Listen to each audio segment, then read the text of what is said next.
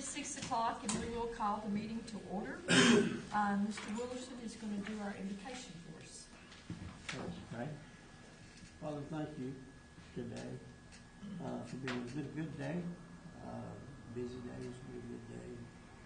Father, sometimes it may seem difficult to worship a God that we can't see, but we may not be able to see you, but we see you and we feel your presence every day. And we know that you're watching over us, and we know that you're taking care of us. And Father, we have a lot to take care of in Walker County. And as we come to these meetings, we pray for your wisdom, and we pray for your guidance, that what we do will be in the best interest of Walker County schools and the teachers. And Father, that's very important. And we ask for your guidance, we ask for your help. For each person that is here today, Father, I ask a special blessing on them.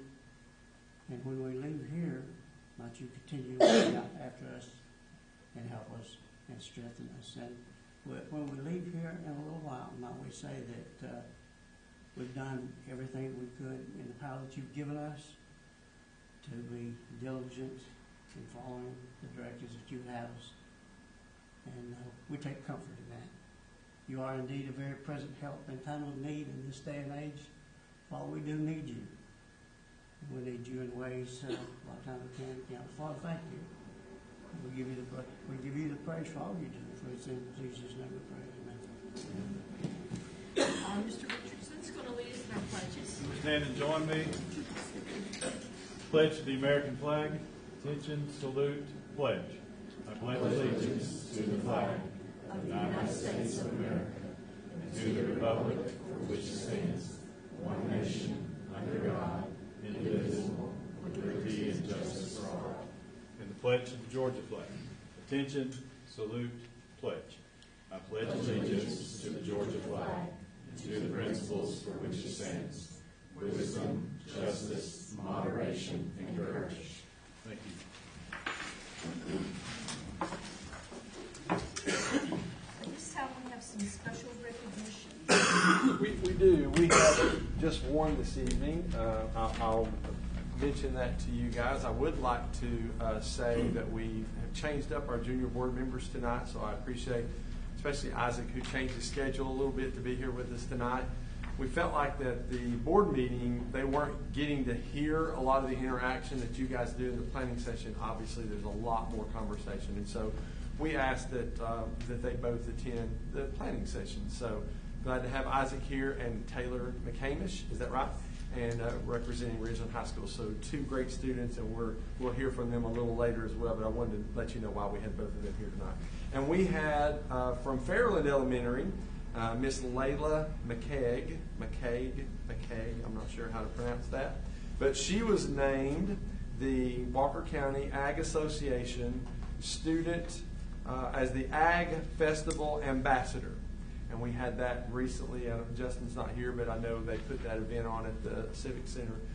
And so we wanted to read that into the minutes tonight. We kind of thought that Layla might not be here tonight, but we still wanted to make sure we recognized her, so it would be in the minutes. So that was our recognition tonight and our junior board members. Thank you. Items of information. First, we have facilities update. Primarily in the closing stages for projects. Lafayette High School is completed. They're in the last phases of the warranty for next year, and any minor issues are still being addressed as those come up. Rock Spring is 99% complete, which is the exterior light fixtures, the dim lights that we're waiting on back orders to get finished on those. And then launch program is waiting on change orders coming in to finish up those projects we talked about with the lighting and those in that aspect. And then also, just to bring up that we have some items of discussion we'll probably bring up later, just put on your radar for coaching supplements that you asked to have some research done on some percentage things. I've looked into that. We'll be more willing to share those later. Also, I'd like to put on your radar bus purchasing. I'd like to look at some items for that time we've been reviewing buses to add to the fleet. And also, there's an adjustment item for monetary approval that we'd like to talk about from the $25,000 we have now to look at the increase possibly of that for your review. And then last is pay up for Southern A&E, we'll bring on discussion too for a finish-up project to make sure there's understanding on what that final fee for them would be. There was some questions about that, and I have the answers for those if we have any discussion about that. If you have any questions, agree. Any questions? Financial review. So before we leave, it's okay, the adjustment to the monetary approval, I pulled up the policy, it's DJE, I've got it on the board there. The way the current policy reads, anything that's less than $10,000, we've written quotations, we've been doing this for years. Purchase of goods or service from $10,000 to less than $25,000, that's 3 written quotations. And anything that goes above $25,000, it's a bid process, okay? What we're running into with the prices that have gone up, $25,000, if we get a project that's over $25,000 and say less than $100,000, it's taking us 3 months to get prepped, put it on the street, sit for 28 days, open the bids. It's taking forever. So I'll give you for instance, Mr. Middleton asked about pressure washing. Well, we don't pressure wash the elementary schools. There's a surface on there. If you start pressure washing, it'll begin to flake off. And so we had one side of Rossville Elementary completely done before school started. Then we got pulled to other projects, and we had one section that didn't get done. Well, we have to bid that out because it's going to be over $25,000. So that's going to be literally, if we started today, it would be December before we could do any of that work. Okay, so we just started. I asked Jamie, I said, just start pulling counties around us. Where are they with this? Most of them are at 75. The larger systems are at 100, and that way, up to $100,000, you can spend with the 3 quotations, not with the bid process. Anything over that, you would go into a bid process. So I just said, hey, let's bring it to the board's attention and say, is there any movement that you guys feel okay with on that threshold? We started off just by stating 75,000 because like that particular project, the first price quote was $42,000. So we know that we're going to have to bid it because it's over the $25,000. Okay? You're still going to get your 3 quotes. You're still going to get multiple people that bid on it, but it's just slowing the process down. So if you had a threshold of 75, you would just be getting price quotes, and then you could move immediately into that project versus having to wait the 28 days. So I just wanted it for discussion tonight so you guys could, and if it's something you feel comfortable with, making that adjustment. I know Ms. Harden is not here tonight, and I hate that. Our plan was to have that available for a week from Monday as an action item. But with her not being here, I would rather get your take on it and then have that next month going forward. It's not going to help any of the projects currently, but we're okay with that because this is a kind of a major move. Do you know how long that policy has been? Because I know when I was here, that policy was there, and that was, that could have been 15, 20 years ago. And I know cost of goods has definitely increased. Exponentially, yes, sir. Kevin, we did the project, the policy revision update. Mr. Brown, that was what year? 2022. So all of those are going to show. 22. Yes, sir. But Yes, I know sir. So I don't know what that later. previous date was. Yes, sir. But it had been around a while. Yeah. The only thing I would caution would be, we still need that accountability as far as the bids, and Yes, sir. we need to be able to ensure that it's, we're being financially sound in those decisions. Yes, sir. Yes, sir. Not just giving a blank check. No, not at all. And it would still, same processes would apply. The only difference would be the threshold. Yes, sir. Mr. Milton, you had a question. Yeah, I don't see that big of I'm kind of opposite of you. I don't see that big of an issue because just like this Rossville deal, it's going to your point, it's going to be December, and of course we can't, whatever that is on there, I guess it's stucco maybe, whatever. Something like that, yeah. Stucco. There's a term for it, and I always mess it up, so I'm going to throw it out We'll anyway. go with stucco. I think 50 would probably be more feasible, more so than just because, again, it's slowing down this whole project. And to Mr. Raines' point, it's going to be December. Can't do anything in December. So, and a lot of this work, a lot of things are going to happen in the spring, right? And so if we're waiting on us, on them, on bids, it's going to kind of slow everything down somewhat. I think that, to your point, the cost of goods and the policy being it's only 3 years old, but what's happened in 3 years? Everything's went sky high in 3 years. I think it's something just to think about. I think we can, I'd be okay with going to 50. But I was gonna say that policy is actually, I think, more than 3 years old. Yeah. Well, That's what I was gonna revisions clarify, was yeah. 2020, What we did is we went through the board, sat down with GSBA, and went through every policy on the books to see if we had a procedure in place that didn't need a policy, or we had something where we did need a policy. So anything that was in there that we kept, we just adjusted the date as being a last review date. But that policy's probably been on the books for 20 plus years. Well, Yeah. and the other thing it does is it's in a construction venue instead of maintenance, so then you have to have engineers, you do all that, and you're adding fees in addition to your bidding. So you're adding a $40,000 project turns into a $51,000 project just because of having to go through that. So it really costs us more money by not upping that. That makes sense too, so. So it's just an item for you to start considering. Again, with Ms. Harden not being here, I'd like to maybe even wait till Monday night. We can have something draft to you and sent out this week, and then that gives you a couple of weeks to look at it and consider it. If you want to make the decision then, we can have it as an action item that Monday night. If you want to continue thinking about that, then we can push it off until November. It's not, either way is fine. We keep running into this more and more, so that's why we wanted to bring it up to the board. The other was the coaching supplement increase. So we presented an increase based on folks around us, and we presented that to the board. You guys wanted to wait and look at a experience level increase for coaches, and so I know Mr. Deputy put some things together. I was looking to see. I'm going to see if I can manipulate this. I wanted to show you too. I meant to do this earlier. This is a picture of our first Space Shuttle meeting at the, it's in a housing development in West Lafayette. They were there this evening and had a great crowd. They're passing out a lot of information to families, and so that's one of our face shuttles out doing its work tonight.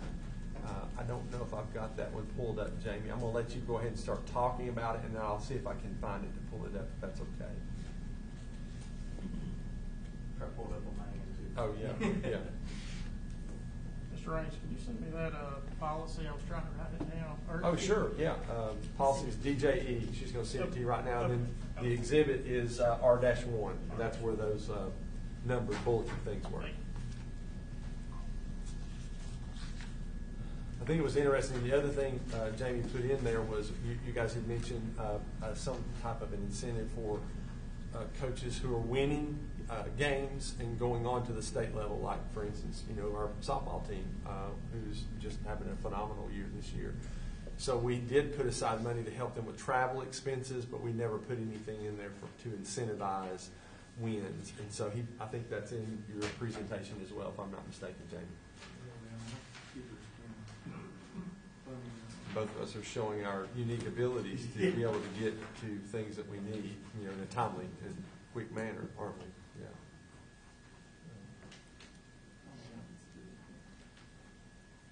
You trying to help? I'm looking for it right now, Jamie. I apologize. I should have had it pulled up and sitting there waiting, and if I can find it, I will put it up there. Ta-da! There you go. Okay, so basically what I did, looked at purpose proposal. We were trying to equitable supplements that compared to the neighboring counties and things that we've done. So we looked at, and these numbers again that I put up on the next slide, Mr. Raines, is the years of experience growth. If a coach would starting year 1 to 3 could have a 10%. After that third year, you look at a 10% growth. 4 to 7, you could look at a 15%, and 8 plus years could be 20%. That increase applies across all the athletic positions. So when you look at a supplement increase or current expenditures by 20%, that could average out to roughly around, I think, $3,900 per increase in supplement. But again, that's on the numbers if every coach was at the highest rating in that. So that's the extreme high. So basically, I put that in there so you understand that right now, coaching supplements are total $157,105 just for Lafayette. I only point one high school instead of doing all these. At a total of 20%, if you added to everyone, that would increase $31,000 to just one high school, and that would be the max out. So you're looking at roughly $62,000 to do a complete 20% for everybody. I hope that makes sense. So there would be lower ranking coaches. That would be just your most experienced if you did that. So if everybody was above 8 years, Right. you're talking about $60,000+ at both the high schools total. Correct. Yeah, okay. So, and then, what have you got pulled up there? That would be an example, I think I put in there, the head coaching, if you looked at just changing percentages, possibly 10%, 20%, you can kind of see how that would grow down through there. If you look at your base supplement currently on the far left, going up to that change. I think that's the. And that's just all the teams up there, just kind of give you a general idea. And then estimated, like I said, increase would be up to, like I said, 31,000 growth. When you compare that to the other systems, at 15% increase across the board puts us right around within $100, $200 of most of the systems we looked at. 20% puts us in right around the same mark of all of our highest paid coaches around the area. I did not calculate in days because some systems pay coaches and things more days, so their supplements may look the same, but they may be actually making more based on the number of days they may have a contract. So that's a whole different animal to look at. And I also put on, Mr. Raines, I don't know if I put that up there, proposal scale for achievement. This is just something to come up. You could look at a 5% paid towards, and I don't know what you want to look at. If you want to pay towards the program or towards the coach. My thought is you pay it towards the program and not the coach. So if they won a region championship, you added 5% raise, state playoff appearance, 7.5%, Final Four, 10, so on and so on. So the total buyout for that or payoff could be at the max if a person went all the way through the state championship, it's like $2,500, give or take, that you could put in programs, which would help offset travel or any other expenses. If you put in a discretionary fund, that would be a payout for percentages. Just a thought, just an idea of looking at some things. Again, just to give you an idea of some stuff that people are doing around the area. And again, let's see if there's anything else down there. I think it already done. So that's just looking at percentages. Again, that would require you to look at each coach and have to check off on years experience. And if they come in from our system, you'd have to verify it just like you would any job experience. They'd have to have something to verify their experience. I didn't calculate what you're looking for. This is for all positions. I don't know if you want to look at only head coaching positions or you want to look at all assistant coaches as well in percentages, which would also change the budget. You could also increase the percentage you pay out if it's only the head coaches too. You could start at 15 or 20%, not 10, and the budget would still be within those lines. So there's some things we looked at. But that puts us more in line with every county around us. It puts us ahead of some counties too, as you look at the overall. Okay. And keep in mind, we're trying to stay away from days on contract because then you start getting into TRS and retirement, and if the coach leaves in the middle of the year, the calculations get a little jaded. I know last time we kind of mentioned this. Did you give any look at percentage on their base salary? And I'm not saying on the supplement and adding to it. I'm saying just I did look at percentage. base salary because again, You're all over the a coach place. has only got a bachelor's degree. His base salary is going to be more than a coach that's got a doctorate. Now, he may be a doctor with 5 years head coaching. You may have a guy with a bachelor's, 20 years and 4 state championships. It would still, you see what I'm saying? So I didn't know if that was something we're going to go down that road with that. Some systems do that, I know. They do based on whatever their overall salary is. So, again, that would be inconsistent with if you're trying to reward experience and success. Again, I'm thinking if I'm 20 years in and Dr. 5 years is making 5,000 more than me, it kind of, if we're looking at just the coaching aspect. But I can look at that if you want me to follow up with that. And if it's going back into the program instead of going to the coach, I mean, that's the other piece, the incentive on the other side. Mm-hmm. Is we thought, we're already helping out with travel expenses for teams that are qualifying. But if you were able to not have to do some fundraising, and because you're getting that money back in your program, then you don't. I mean, you can't. Are you going to keep all that to yourself as the head coach? Or are you going to share that with your assistant coaches? Then you're talking about minuscule amounts to them. But if it goes back to the program, then I might not have to work so hard on a chocolate sale or a popcorn sale to make money. So that was kind of the thought on the incentive as well. Or moon pies. Or moon pies. So we'll send you a copy of this. We'll forward that to you so you can review that as well. Just wanted to let you know we followed up on the questions that you had. He mentioned bus purchases. One of the things Jamie's done since he's been here, and I appreciate that, is some of the changes we've made in transportation, and we're seeing some good results from that. We're noticing that we have fallen behind on our bus schedule, and you guys had mentioned that at some point. Right now, we have 15 buses that are available to us that we can get pretty quickly. But the problem is, you guys know kind of where we are with eSplosh right now. I'm kind of glad Rachel's not here. She'd be breathing heavy right now, wouldn't she? So we knew we were kind of at the potential of getting into a cash flow issue, even though we did get some capital money in recently on some projects and picked up about $1.7 million from the state that we've been waiting on. So that definitely helped.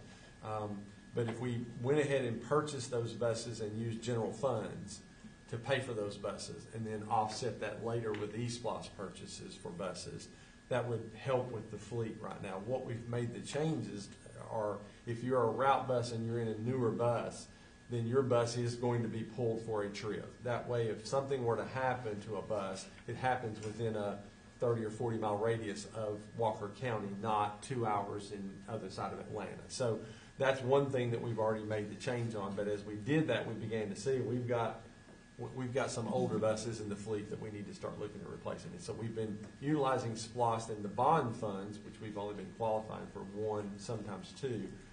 This would get us 15 buses. If we don't get this group, there's probably going to be a 6-month wait on the ones that we do order. And keep in mind, keep telling you guys that the bonding issue from the recently passed eSPLOST, the City of Chickamauga is really pushing to get that bond money in place so they can start some projects. And so that's coming up pretty quickly. So we can wait till we get that money in the bank, because that's $20 million, and not have to impact our fund balance. But you're going to see in just a second in finance, our fund balance, our ending fund balance ended up a little more than $41 million. So you have the flexibility with current funding to make this purchase. Now, I don't know if we gave a total 15 buses, and they're running about how much? I don't know if you have that total at this point. 153 to 154, Okay. so you're looking between 1.2 to 1.7 million. Are these transits or conventional? No, Conventional. Yep. They've gone up. Yeah, they have. And Kevin, we've kind of started looking at going with more conventional buses now that we're doing community stops and that we're not running every road.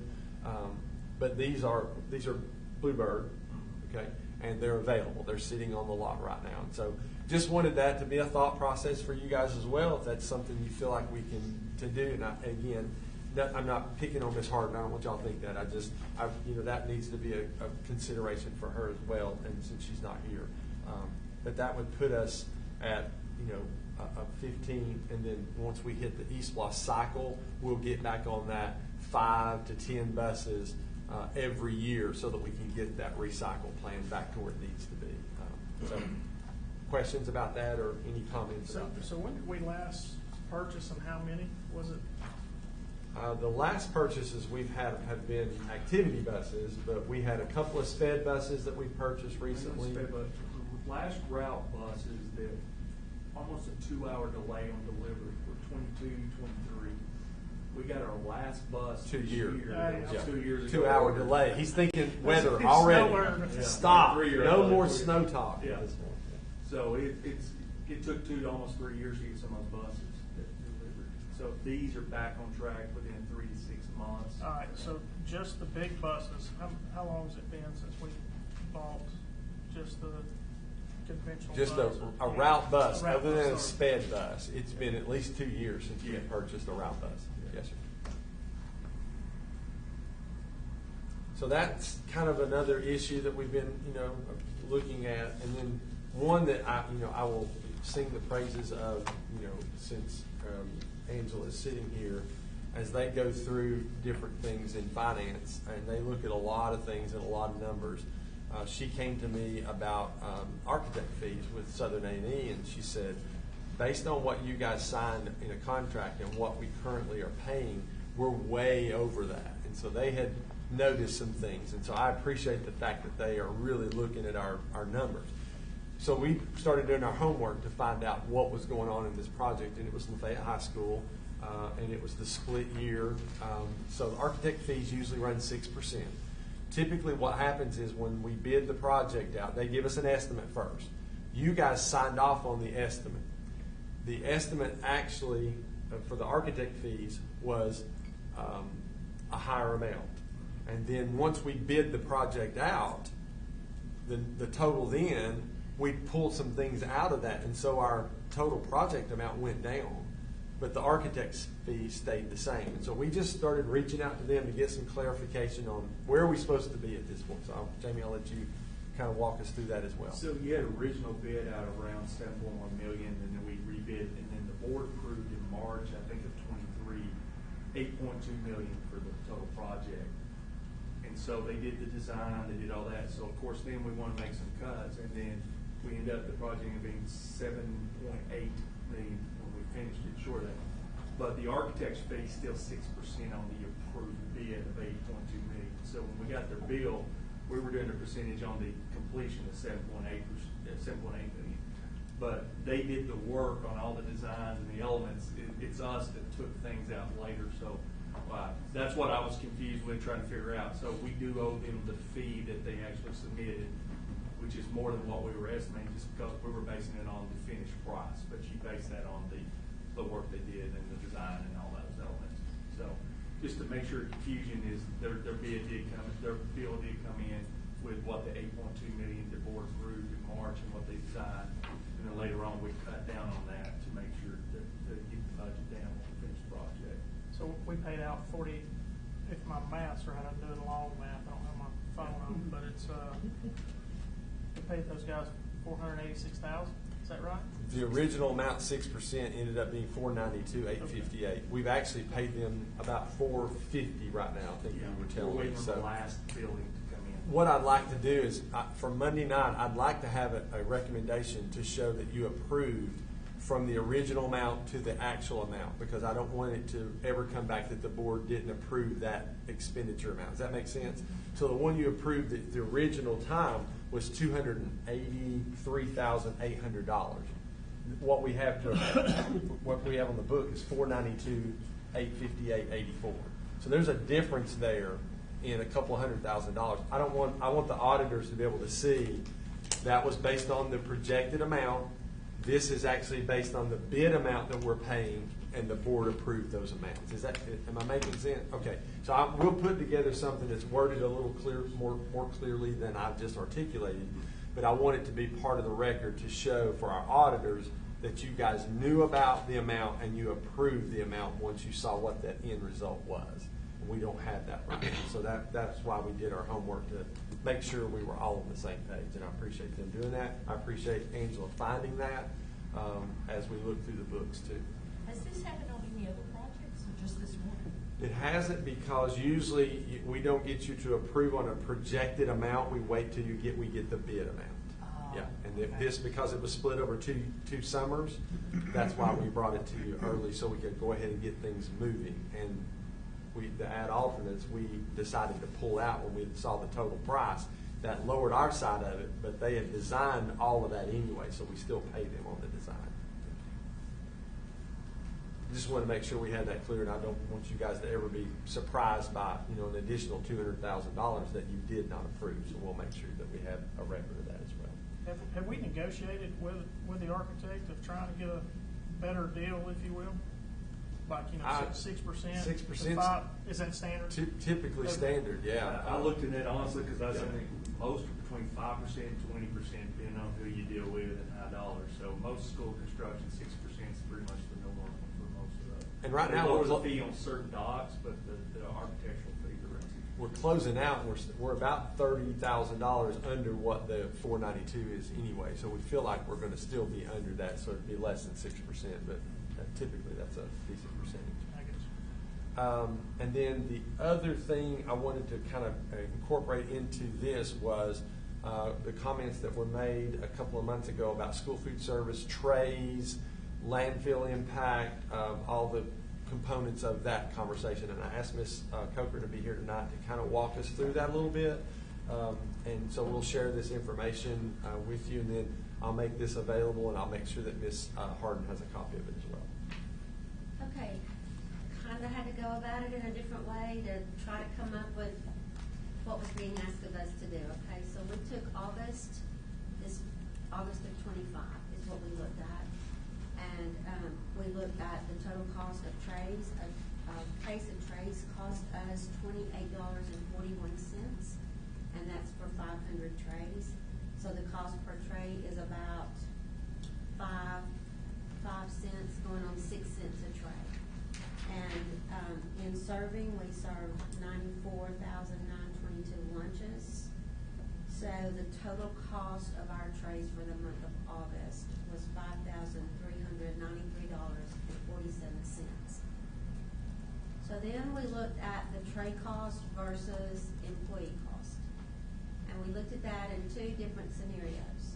If we used subs to run the dish machine, we have two rates of pay for substitutes.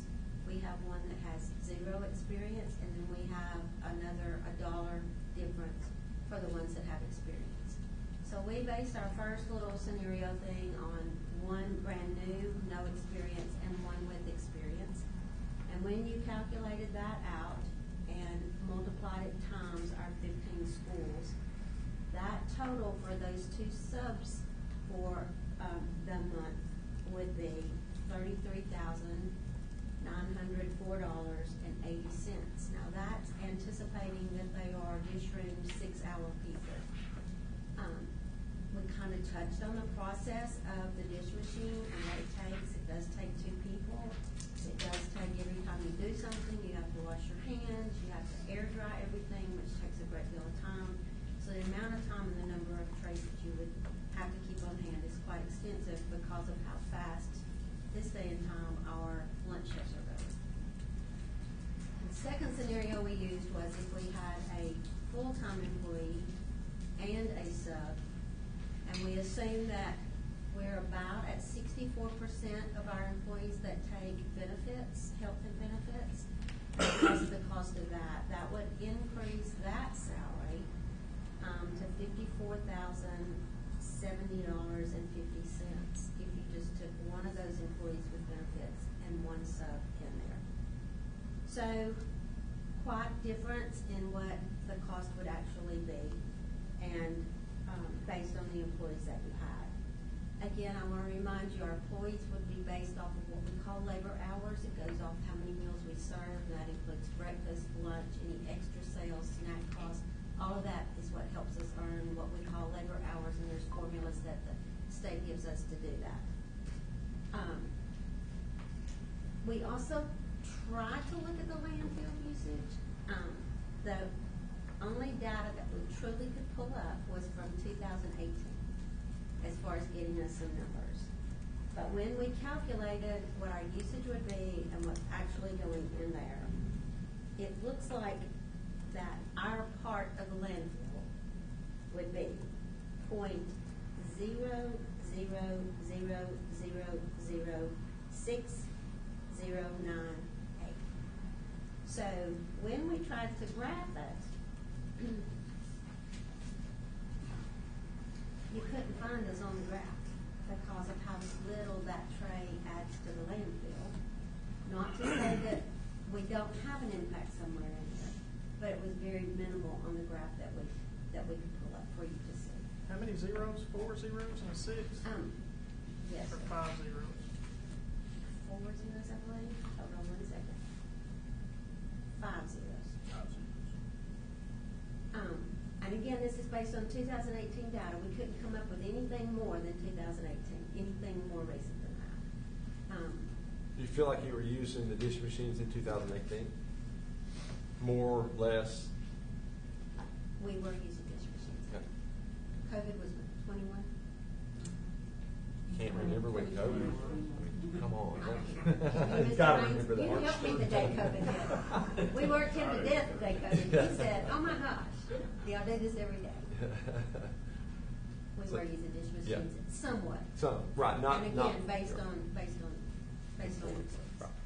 If you look at my employees today, this is my employee list. Everybody in green is not ours.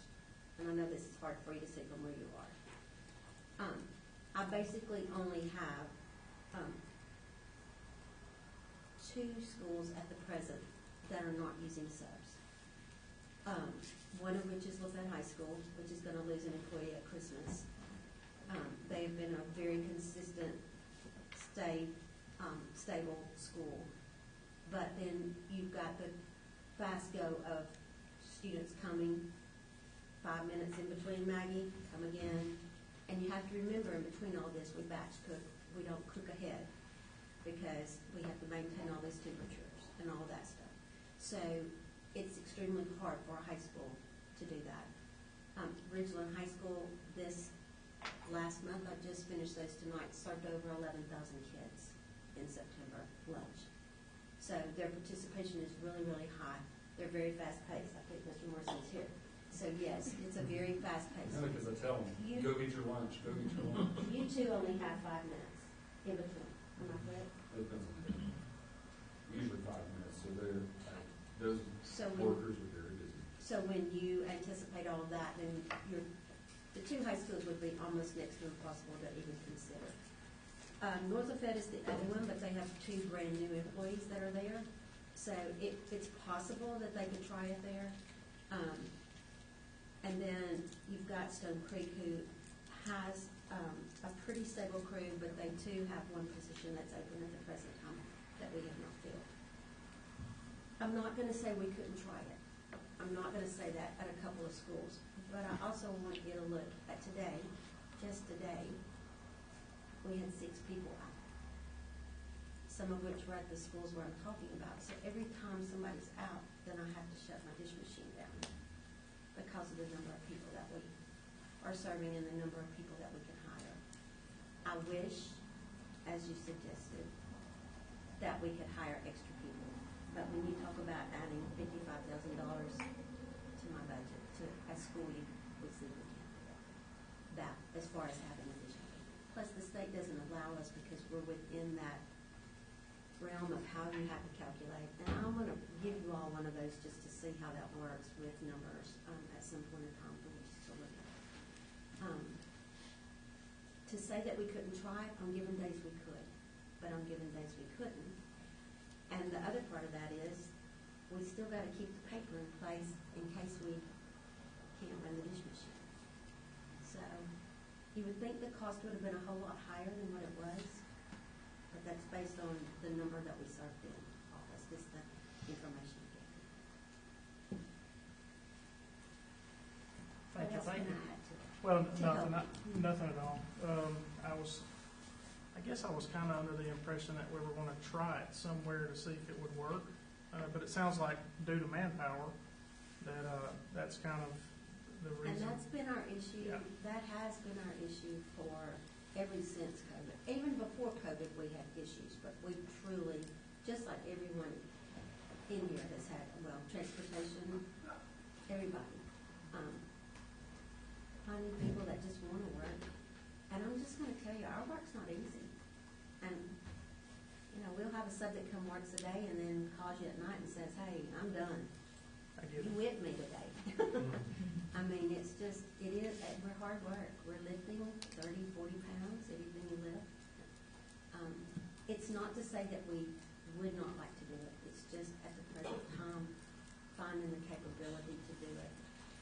Now, all these greens that we have on here, we did hire a massive number of people at the beginning of the year, and I hesitate saying we have most of them still because you say that things go wrong, but we do have several in place that are still with us, even after first paycheck. That's when we sometimes feel we lose them because their paycheck is divided that extra month. So it looks like really they're working for nothing for us the first year. We have lost a couple, but not that many. But in return, we have lost some older employees too that have found the pace to be a little bit too hard to keep up. Not to say we won't try, okay? And we did designate 2 schools, one on the north end, one on the south end, to try this at. But labor, it just continues to bump it back. I agree. I mean, it's worth a shot. I just pie in the sky. If we were fully staffed, I wouldn't think this would be too much of an issue, right? So. Well, that's what I was saying. In 2018, if you compare back, we probably were closer to fully Yeah. staffed then, and so you had the option was there. And I didn't bring a tray, just brought a picture of a tray.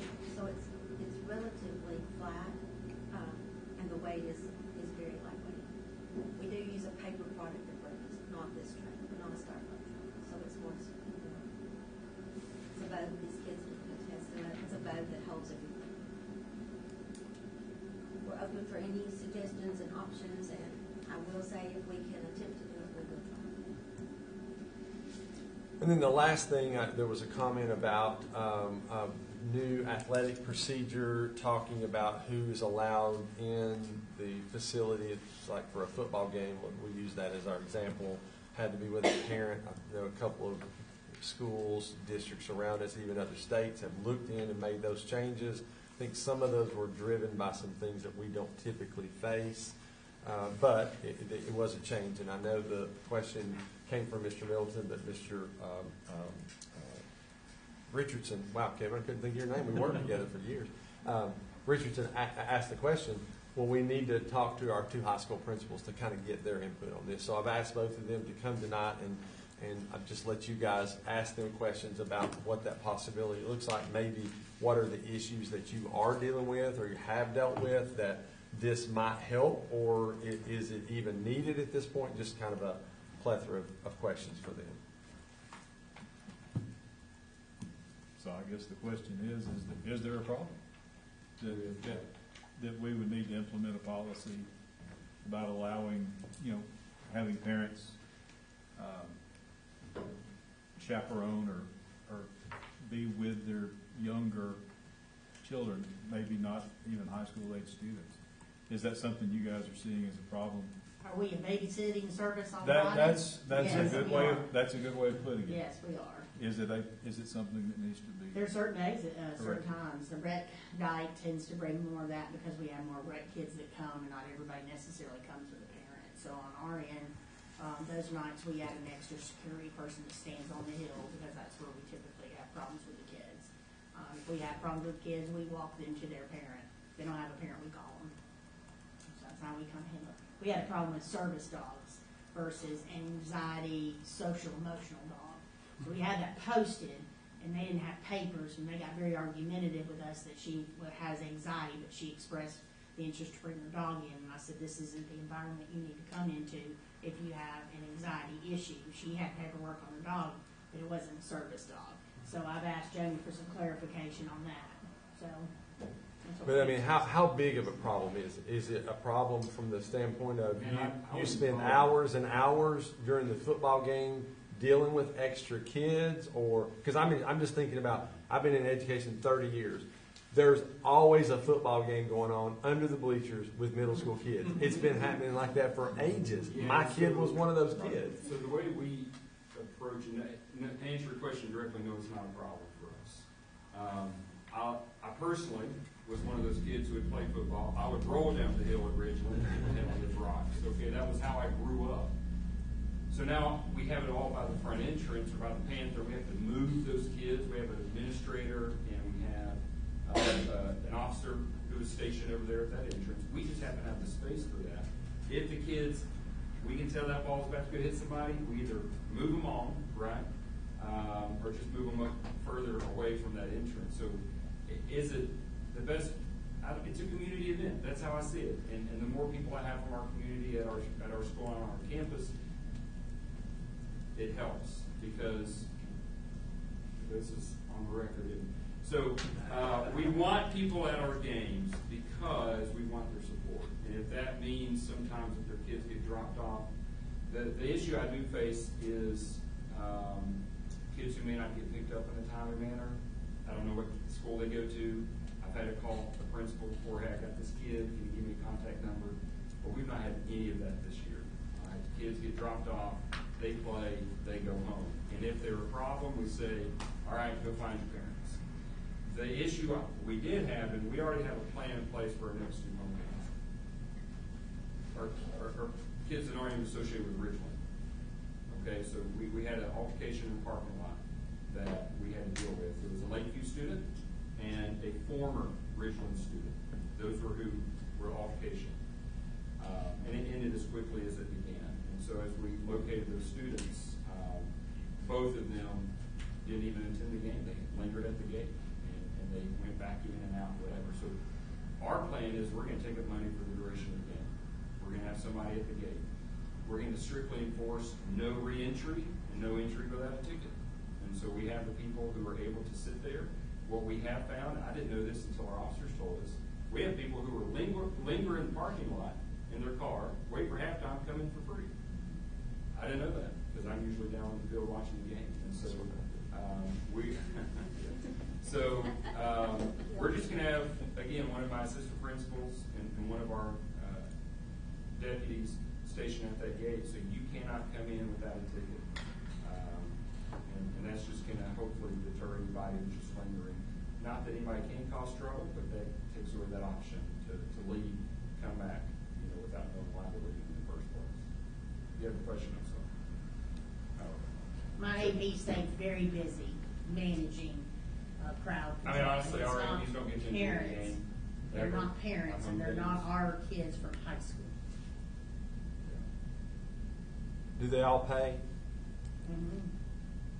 Rec night, I let the students in for free with Yeah, the on adults. special nights, I mean, if they're with their groups, they don't pay with their parents. They don't. Pet club comes in with me if they're part of the dress thing. Yeah. I don't charge the pet club kids because they already pay a fee to be in it. And our students, we part of our Renaissance program, we give away free sporting event tickets if they've earned it. No discipline referrals, perfect attendance, no anything that week. They get a free ticket. So those students are allowed in the game for free, but they have a ticket to verify that. Message is loud and clear. And I think, I don't want to wait till there's a problem, because if there's an issue, I think we need to deal with it. But I also know that, I think a couple of the counties or a couple of the schools that have implemented this, they had a major event, and all of a sudden they said, okay, we've got to put a stop to this. So I don't know that we've ever had, major events. I know that altercation that you had. Yeah, I mean, we had a major event, the first home game. It turned out to be a minor event. It's just, unfortunately, in those environments, kids say things. And so, again, our approach is, well, once you leave, you're gone. We're going to strictly enforce that no re-entry, and to the point where we're taking up money. So I'm sorry you forgot your drink in your car. I guess the game costs you $20 now.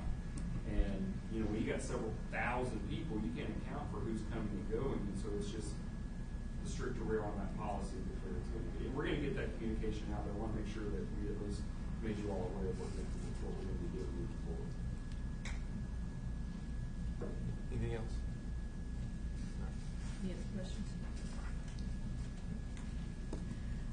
Next, we have a financial report.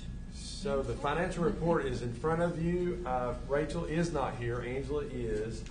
Rachel had requested that if you had questions, because this shows the end of the year as well, that she will be back on Monday night week to go over it. But if there's anything that jumps out off of, especially the current report for July, Angela is here and happy to take any questions. But I know there was a couple of things on there that she had to do year end for the auditor, and she wanted to kind of give you a little more detail about why that's showing up on there, as well as talking about where we ended up for the year. And I know you guys were looking at budgeted versus projected and actual numbers that came in. So I wanted her to have that opportunity, but I'll let you kind of look through it, and if you have any specific questions that we can answer tonight, Angela and I can address those for you. Any questions? Comments? Okay. Curriculum update. So those have been put in the drive for you, and just wanted to highlight, and our calendar committee is here as well, but those September 26th DLC days, how important those days are for teachers when those are built in throughout the year. We had 10 PLCs that took place on September 26th. So that gave us an opportunity as a district for every kindergarten teacher to meet at one location. K through 5, every teacher was able to meet. We had some great differentiation PLCs at the high school, so heard great things from that. Our ESOL teachers met in one location, our band directors met in one location. art teachers, K through 12 was able to meet, so we really appreciate those PLC days that are built, because subs are hard to come by. We completed, today we had the opportunity to go to both Lafayette High School and Ridgeland for our focus walks, and I looked right before we started the meeting, and right now in our data warehouse we have completed 46 focus walks. So it's a great opportunity for us to be in the buildings, K-12, and to be able to see the great things that are happening. It's also a great opportunity for us to see suggestions that we made last year and to go back and visit those same classrooms and to see the changes that have been made that directly affect student achievement. So those have been very successful.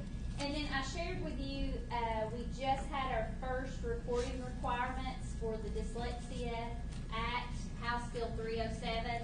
I shared with you, you can look at the individual school data, but just overall, the district data, I was very pleased to see, I mean, the schools are serving students in the way they need to be served. If you look overall, we had 53 students that showed at risk in kindergarten out of 608, so 9% of kindergartners. In first grade, out of 636 students, we had 44, and you see second grade listed there as well. But of our 10 elementary schools, we currently have 59 students in K through 3 that receive flags that are currently not being served with an IEP or MTSS, and 29 of those students are kindergarten students, brand new coming in. So most of the students that showed signs of dyslexia or reading difficulties are currently being served with an IEP or MTSS before we even had this test. So we reported that our first reporting window was October 1st. Questions, comments? Launch update, Mr. Wilson. Yes, ma'am. Thank you. I'm just going to hit some highlights of the report. Some things Mr. Deputy already mentioned, but we do have our walk-in cooler and freezer has been installed in our culinary lab, so that's exciting. Our hood vents were being installed today, actually, so a lot of progress happening there. A couple just highlights from our new pathways. We had in EMT, we had a mass casualty drill the other day, and it was a lot of fun for us. That doesn't sound like fun when I first say it, but it was a lot of fun for the students. And but I want to tell you, from the board's perspective, we were very careful with that Facebook post. Very careful with how those pictures went out. But it was a lot of fun for the students, and they really got to understand what would be happening and how they would prioritize and triage patients in such a terrible event. Looking to get the Life Force helicopter coming in soon for a new activity for them to see how that all works. Met with Dalton State, we've got a teacher preparation pathway. We've got that kind of outlined through the articulation agreement, and can be ready to share that at any time. We had a great visit from Georgia Power with our mechatronics students, and they are scheduled to visit the Rupert Engineering Lab later this month. But biggest celebration was actually on Friday. We had our mock interviews, and it was a great event. We had a few people here who helped do interviews. We had over 20 participants from business and industry coming in to do over 20 different businesses and industries, over 30 different interviewers came in to do interviews for our students. And that's something we've been working for a really long time. So just years, getting the process to where we have this huge community input and interaction with our students, and every student got an interview with a professional in a pathway, right, that aligned them when all possible. We had several students actually get job offers, right, or pending, you got to get another year older kind of job offers, call me. But from places like Shaw, Roper, Metro Boiler 2, Pruitt Health. So they were so excited. It's that was a real thing to them. That they talked to an adult, and adults want to give them money to do a job. And it's just so fun, it's so exciting. And we're just really thankful for everyone that participated in that.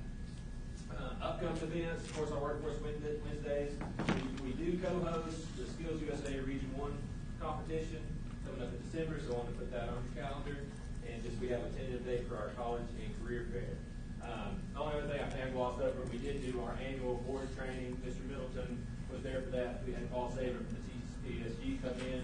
It kind of explained, again, part of that training is explaining their role as an advisory board to the BOD. So if they see something that we need to make a changes in with our curriculum or a direction we need to, make a change, that they can give that recommendation to the BOE for them to make that choice and final approval. So, and that's all I have, unless you have questions for me. Questions, comments? Thank Very you. much. Superintendent's report. So I just wanted to kind of point out to our junior board members, we go through a variety of reports so you can kind of see facilities, finance, curriculum and instruction, the launch program, and then the superintendent's report. All of that ties back to our mission and vision. Everything that we do, every decision that every department makes is about what we're doing for kids. And so that's kind of why we talk through that. It's all tied back to our strategic plan, and it gives the board all the information that they need so that if they need to make decisions in the future, they can. So, and I know we've been spitting out a lot of information to you guys, like trays and all, it's a lot, but it all ties back to what we're trying to accomplish with our mission and vision. So I just wanted y'all to know that. And speaking of mission and vision, I will say that we, once again, this is, our team has been in place now for the past 14 years. Our graduation rate increased again this year. It only went up this year by 0.8%, but we are at 93%. The state is at 87.2, so we're still running almost 6 points above the state. And so we're very proud of the continued efforts of not just our high schools, but all the way down in our feeder pattern to our kindergarten students who are coming in with dyslexia issues that we're having to deal with from that point for the next 13 years. And so I'm just very proud of that. We looked at the state of Georgia, and anybody that's over 90% is in it's somewhere between 14 and 15% of the districts in Georgia are over 90%. And then every percentage point you go up, that goes lower and lower. So 93% is running about 7 and 8% of the districts across the state of Georgia. And so to me, that's a highlight for everything that we've done, the mission and vision, the board's interaction, but more importantly is our students who are the ones that are doing the work and are working hard to get to that point and graduating ready. And whatever that ready is, they're having options and more options, just like the students at launch. That was a 2018 vision that we had to get business and industry to come in and talk to our kids about opportunities. And so I feel like that we're doing a really good job of that. And so I just wanted to highlight that tonight and make sure that the board was aware of that. The other thing I will mention is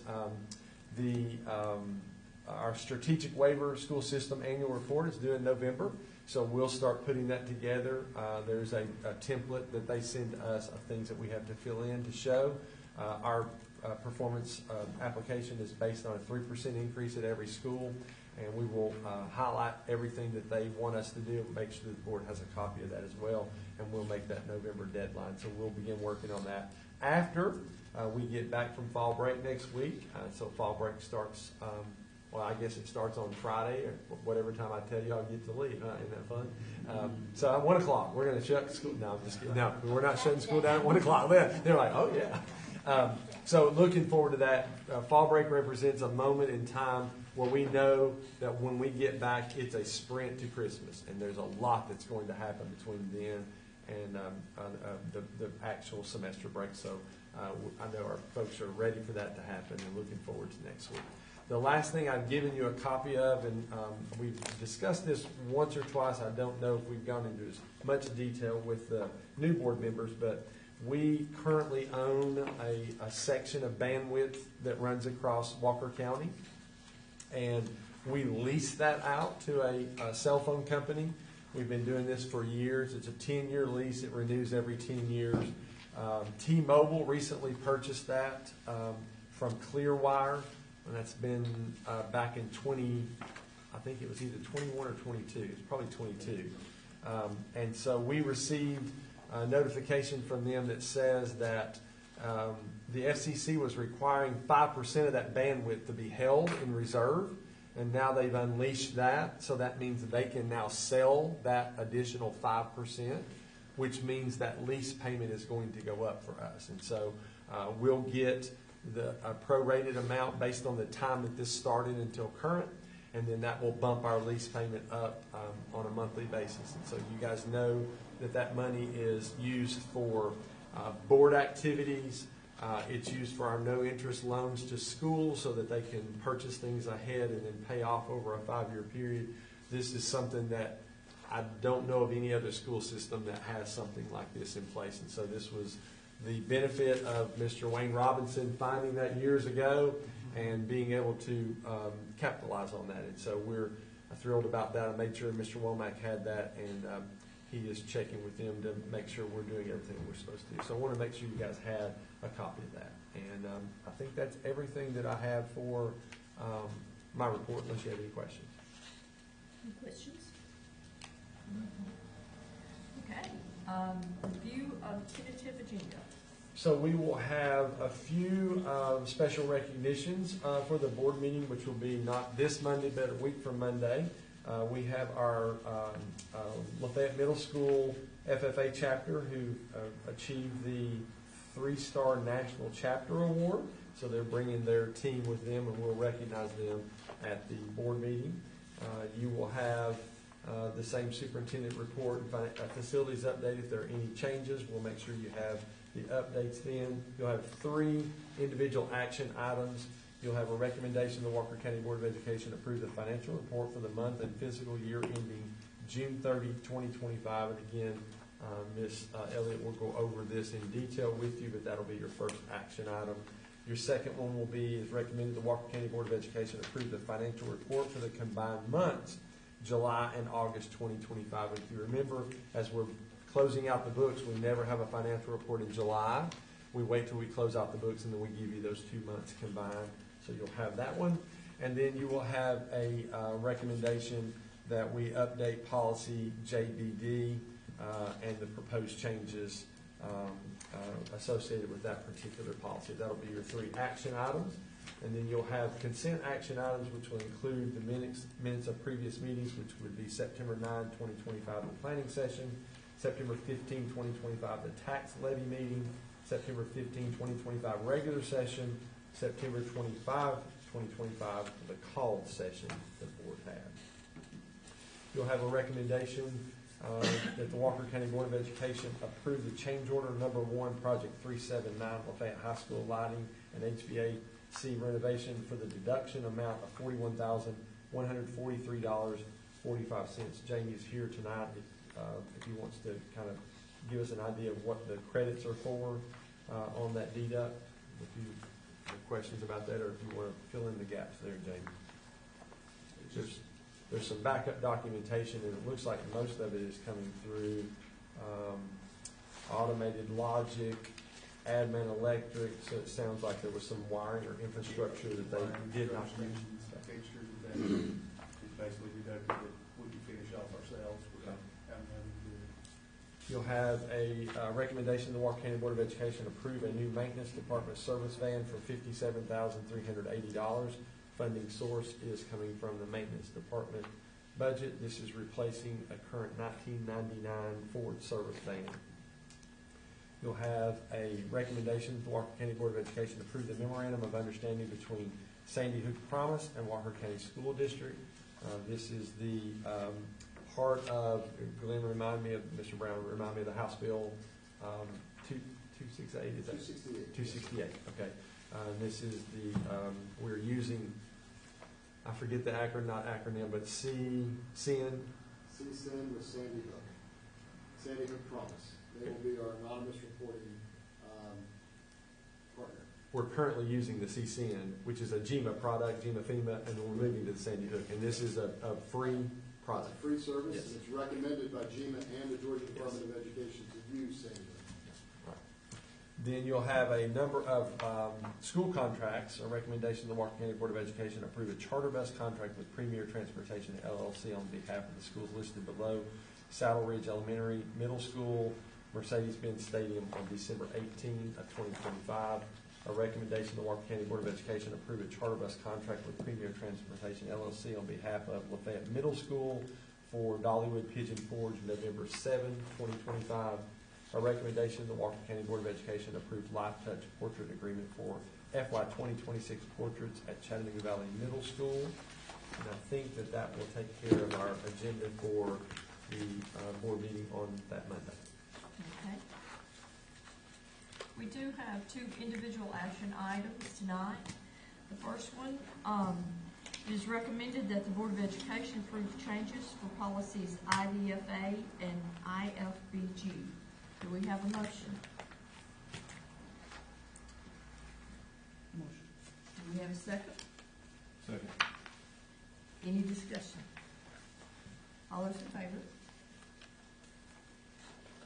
Our second action item, it is recommended that the Walker County Board of Education approve the purchase of Fortinet FortiGate firewalls from MCA Technology Solutions in the amount of $136,442. Do we have a motion? Motion. Do we have a second? I'll second. Any discussion? And I asked Bob to be here tonight, just as the expert on that, if you have any questions for him. The only question I got is this, I know there's been quite a few issues Yes, sir. that I've kind of heard. I'm assuming this will. Our current firewalls are due to expire at the end of the month. The renewal on them will be $38,000 just for a license key to activate the services on. With the past month of issues we've had with the current firewalls, the response from their company about replacement service, I'm done. I've been using those for 25 years, a faithful follower of WatchGuard. This is not the type of service I expect from them for what we pay for them. We've gone we've talked to surrounding counties, Chickamauga City, Rome City, Catoosa. Everybody's going towards Fortinet, Juniper, something to that effect. The reseller we use is very versed in Fortinet. We're going to stay with that because we have a level of service with them we expect. We're only doing a 1-year license with them in case we don't like them or they don't perform the way we expect. It was cheaper to renew them to buy them with a 5-year software agreement. But then you're tied to them for 5 years for a significant amount more money. But with this, we've got 1 year, they work like they do. The other problem with WatchGuard, we're at the top of their physical devices.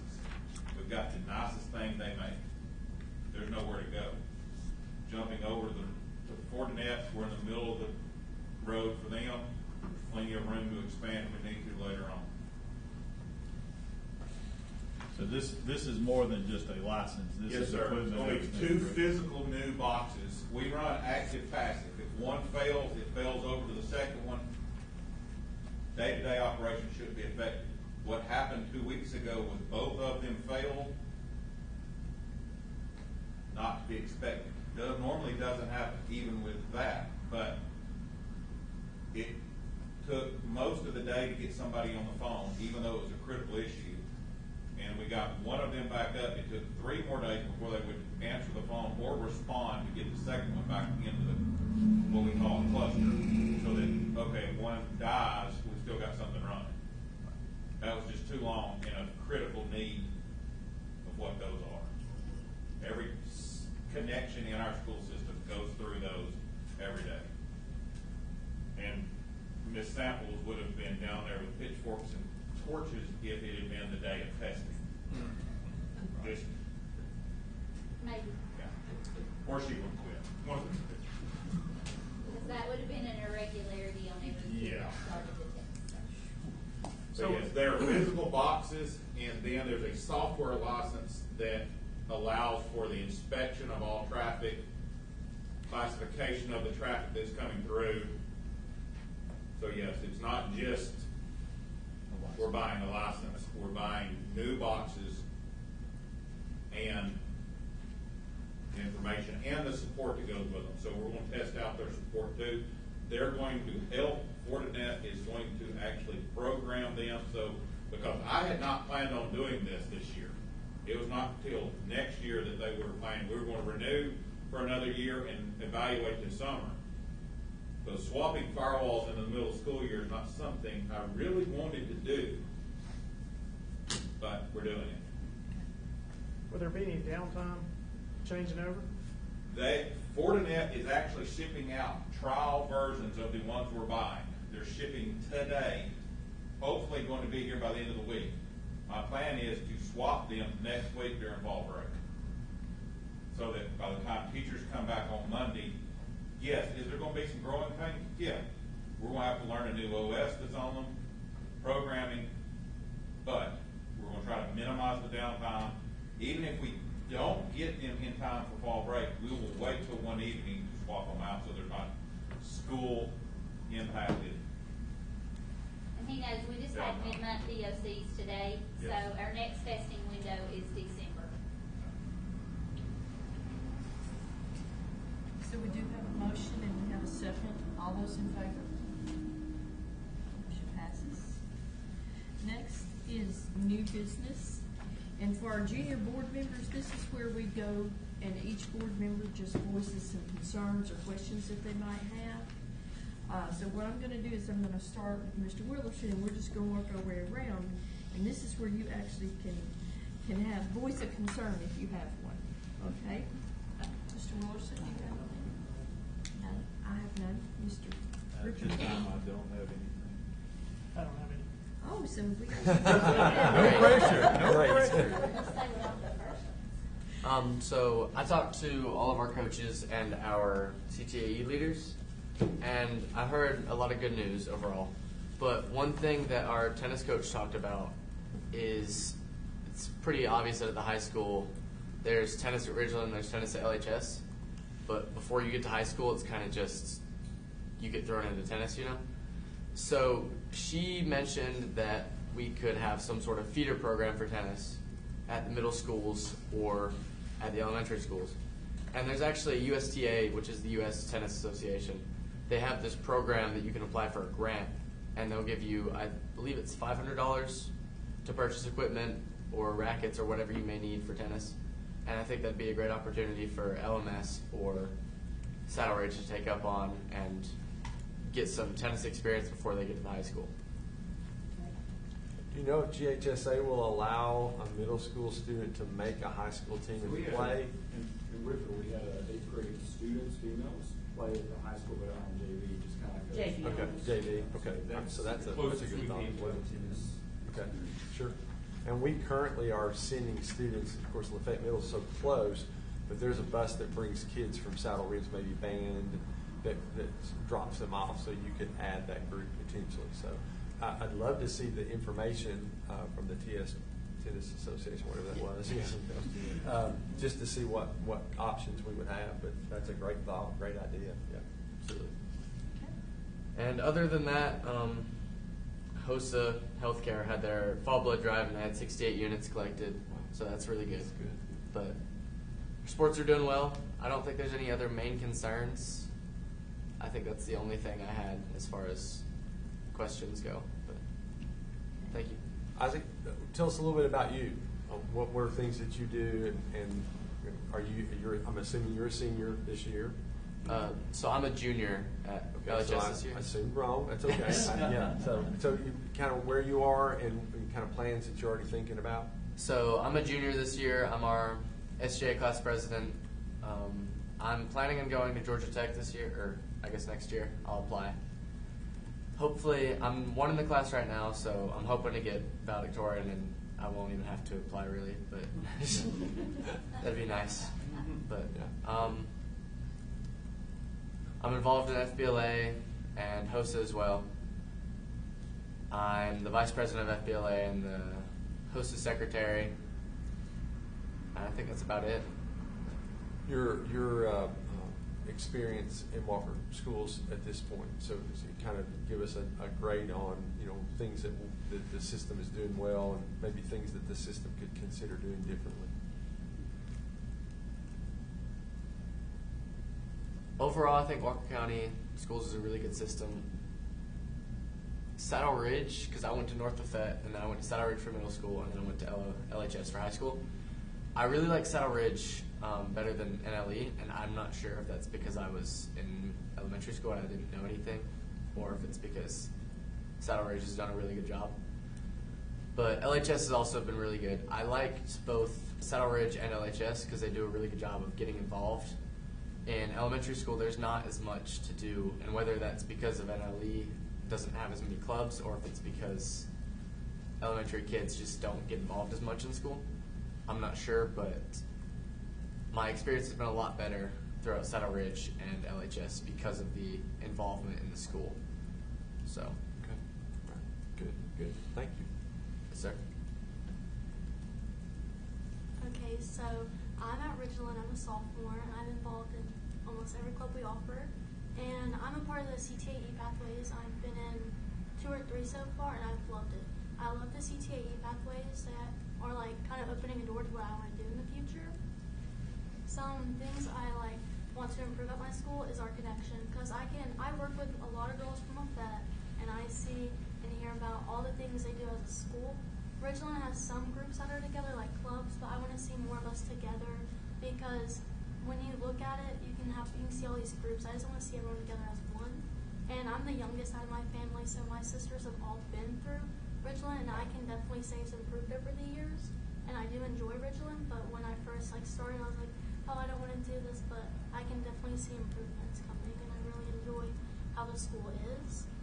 One thing that really concerns me this year is the start time and the road going into school. A lot of kids that I know over the few years, they are never tardy, and sometimes I'm tardy myself because of the road going into the school. It's always so backed up, and we do have some construction going on, I believe, when you go one way, and then there's sometimes a wreck. It's just really hard to get into school in a good time, and some teachers are really strict about that. There's not much you can do about the road or the start time at this point, but it is something that a lot of parents and students are concerned about right now. What would you suggest as a start time? Like 6:30? I'm just kidding. 10 o'clock, 10. So really, and I'm glad you brought that up, because this is something we've discussed with our county commissioners. We've talked about with a lot of the elected folks around us, is try to keep us in the loop when you're doing all of that residential construction, because you got to know both sides of 2A now in Happy Valley, and it's created a lot of additional traffic, and there's not a lot of space on the road to expand the road. So that is something we've been in conversation with them about for probably the past 5 or 6 years. It just doesn't seem, I'm not throwing them under the bus, I'm just trying to let you know that that's part of what we try to do as well. And then the start time really is based on the number of drivers that we currently have. So before COVID, we had 92 routes running, so we could adjust those times pretty easily. With 66 right now, what we're having to do is the elementary folks are having to run a route drop off and then go back and pick up middle and high school kids. So that's why there's a little bit of the difference in the start time for the middle and high school. Typically that road cleans up pretty quickly, but I see your point, because if there's a wreck there, or what did we have the other day? We had a dump truck that turned over, didn't we? That just put everything to a stop. So help me understand a little bit when you said you talk to folks at Lafayette High School, and there's things that they do together. Do they? What does that? What does that mean? I mean, do they? They do a lot of kind of community events, and Okay. we'll do community service events in a group. But I want to see more people involved at Ridgeland, because I just think there's a lot of tension between a lot of the kids at Ridgeland, and I just think at Lafayette, from what I hear, it just sounds like everyone's together as one. Okay, good. Well, I'm glad you said that. So your experience with two sisters that went ahead of you, you've seen improvements even from the time they were in school. Yeah. Okay. All right. That's awesome. Anything else? Any other comments? All right, we do have a need for executive session. We need a motion. Second. Second. All those in favor? We are adjourned. We are back in session. We have a recommendation of personnel for certificated, non-certificated, and others. Do we have a motion? Motion. And a second? Second. All those in favor? And we have something else? Just wanted Jamie to kind of highlight the meeting with the planning and zoning about the transportation property. and then that's kind of what's in the works with the Rossville property. Yes, sir. The zoning, we had the 15-foot request for buffer was originally 50 feet. They approved it for 25. The people that are interested in the property are supposed to get back with us Monday. They're redeveloping their plans for what may fit in that, and if that's the case, the contract will go forth on that. I also have a due diligence, not due diligence, but a wait period for people Williams Street property in Rossville. They're contemplating what their offer will be, and hopefully I'll get something from that in the next few days, one way or the other, because they're looking at 2 properties and there's one of the ones they're interested in. So hopefully I'll go forward. So hopefully we can get with the planning and zoning's decision, maybe that'll help that property owner with moving forward with the purchase. And that's the whole. Is there tanks on that property still or no? On, in Rossville? At Rossville? At Rossville? Yes, there is a tank there. It's filled, but there is a tank on the property, yeah. Well, I guess, will we be required to? We would sell it as is. Right. Yes, sir. Yeah. They would know that it's on there, but we would sell it as is. We would not Yeah, remove it. Yes, we sir. don't want to touch it. Yeah. Mr. Womack he was very specific about that, yeah. I So, was thinking so. yeah. Any other comments, anything? Need a motion to adjourn. Second. All those in favor? Let's go home.